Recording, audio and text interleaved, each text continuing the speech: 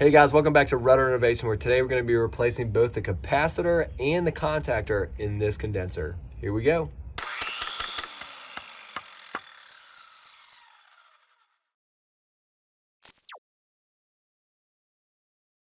You can start by turning your unit off at the thermostat. Next, you may have breakers like this inside your air handler closet that you can use to shut off power to the outside condenser. You can also remove the quick disconnect on the exterior of the home to turn off power to the condenser. Once the power is turned off, you can remove the screws that attach the side panel to the condenser, which should reveal both the contactor and capacitor. All right, so here's the capacitor on the unit and here's the contactor. If you want to double check and make sure there's no power, you can use a non-contact voltmeter like this. Make sure that there's no voltage going to this. And then this capacitor holds a charge, so I'll show you how to discharge that. So to discharge the capacitor, here's the one that I just received in the mail that we're going to use to replace it. And it's marked on the top, C for common, fan is marked, and then the Herm. You want to take the common and take something like a screwdriver where you're not touching the metal part and put it between the common and the Herm, and then the common and the fan, touch them together, and that will discharge the capacitor. We're gonna do the same exact thing on this capacitor before we replace it, and we'll do that now. It's also a good idea to do this to the new one in case somebody used it and returned it. You can read on the top, it says C for common. This is the Herm right here. Rub those together, and then rub this fan together right here, and then it should be discharged. Next, you can remove the hex screw that secures the capacitor bracket to the condenser and slide it off. All right, so we got our multimeter here set for microfarads, and we're gonna go ahead and test the new capacitor before we put it on, and I'm gonna do it between the common and the fan, which should be around 5. There is a little plus or minus 5%. We can see that that is in fact 5. That is perfect. And then we're going to check common and the Herm. It should be around 60 plus or minus 5%. And there we go, 59.85, which is well within the range. All right, so this capacitor is good, and we'll go ahead and get it replaced. Before you go replacing your capacitor, you might want to make sure it's the correct one for your unit. An AC Tech replaced my old 45 plus 5 microfarad capacitor with this 55 plus 5 capacitor, plus or minus 5%. 5% just means the capacitor's rating should be within the 5% of the numbers listed. You can't always trust the current equipment installed on your unit because, like mine, it might not be correct. The correct capacitor for this unit is actually a 60 plus 5 microfarad capacitor, and I'll tell you how I figured that out. The first number listed, 60, represents the microfarad requirements of the compressor on the condenser, while the second number, 5, represents the microfarad requirements of the fan on the condenser. To ensure you're getting the correct capacitor for your unit, you can either look for the manufacturer's specs online, which can be a challenge,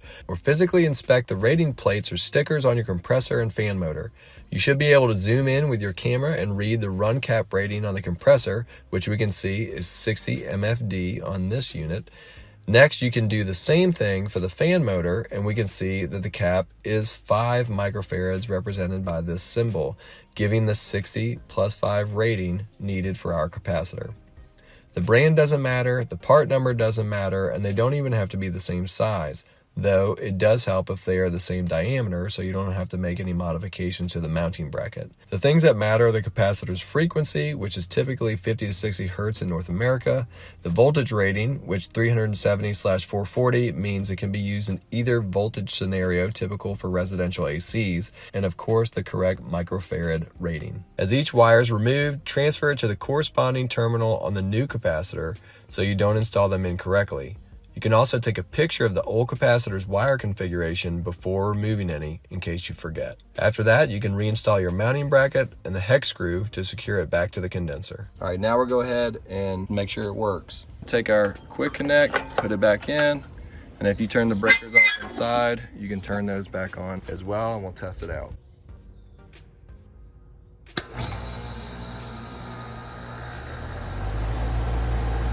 All right, kicked it on. Now that we know the capacitor is functioning as it should, we need to turn the power back off before replacing the contactor. All right, we did the quick disconnect, and you see there's no more power coming to this. There is residual power here, so we definitely don't want to touch these contacts unless we discharge it first. Touch our common to the Herm back here. Make sure you get a good connection. And then the common to the fan as well. Now we can go about replacing this contactor. The contactor is essentially a switch that allows power to pass through to the condenser. The sides of the contactor contains connections for the 24-volt signal coming from the thermostat. The connections on the bottom supply the 240 plus volts needed to run the condenser, and the connections on top carry the power to the condenser when the contactor is engaged. The 24-volt signal from the thermostat is what tells the contactor to engage, bridging the connection inside the contactor and sending power to the condenser.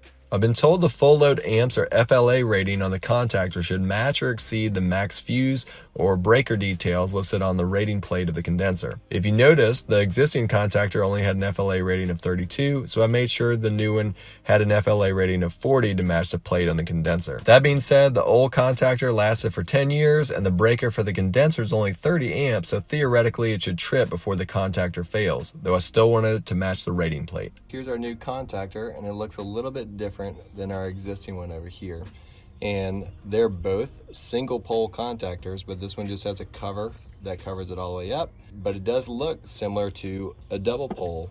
And the way to figure that out is to turn your multimeter on continuity, and then that way if something's touching or connected, it's going to make an alarm sound. So on this side we'll see that it's making an alarm because this is a shunt, so this is connected permanently, and then on this side it's off because this 24-volt button isn't pushed in, but when I push it in, it's connected. So it's only a single pole here, and we're replacing it with a single pole here. So we're going to just connect the wires exactly how they are on here to the new one. This one was actually getting stuck on the in position, so the inside unit would shut off, but the outside unit would continue to run. That's why we're getting this replaced. I was told that it could be a bad capacitor that causes that, but it's not that expensive just to swap out, so I'm going to go ahead and swap it out anyway. I'd highly recommend getting a contactor with a cover like this to prevent bugs from crawling or making a home on it, which can prevent contact from being made. All these wires will need to be removed and transferred to the new contactor. Once you have the wires disconnected, you can start to transfer them to the new contactor. All right, if you notice, the end of this or connection looks a little bit different than these did right here. And so what we're gonna do is, if you unscrew this, there's a Phillips head screw right inside of there. And if you undo that, this top piece will come out. And now I can use my existing screws from the last contactor here without doing any modifications to the wire. So we'll continue to connect those. All right, now that we got all the wires from the top connected, I'm gonna take my 8mm and snug it down really tight on both sides. And on this, I'm gonna leave these existing connections on here instead of using the other ones, one because the screws aren't the exact same. So I'm just gonna stick my power wires going through the bottom of here and tighten them down, and then we'll get it bolted back up. After you double check and make sure all your connections are tight, remove the old contactor and secure the new one to the condenser with your existing screws. If yours doesn't look like this, it might have no cover on it. It might look just like this right here. You can see that this side is connected, so it's a single pole. Here's our contactor. These little things make contact between this pole and this pole, which gets power from one side to the other whenever it gets sucked in by that 24-volt coil, which is, you can see right here that your thermostat turns it on, so that's how it gets contact. And you can see the contacts are pretty nasty, pretty worn, and that's probably why this thing got stuck whenever we were having to turn on our unit. I tapped it with a screwdriver and was able to break it loose, but that's the reason why we're gonna replace this. All right, we have our new contactor installed. We'll go ahead and turn the power back on and turn our AC to cool and see if it works.